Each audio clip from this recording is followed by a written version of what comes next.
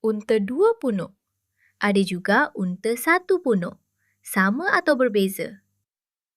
Ramai tidak sedar bahawa terdapat dua jenis unta utama di dunia. Unta satu punuk dikenali sebagai dromedari. Haiwan ini banyak ditemui di kawasan Timur Tengah dan Afrika Utara yang beriklim panas serta kering. Punuk tunggalnya berfungsi sebagai tempat simpanan lemak yang boleh ditukar menjadi tenaga ketika makanan sukar didapati. Badannya lebih tinggi, berkaki panjang dan bulunya lebih nipis supaya mudah menyesuaikan diri dengan suhu gurun yang membakar. Sebaliknya, unta dua punuk dipanggil Bactrian.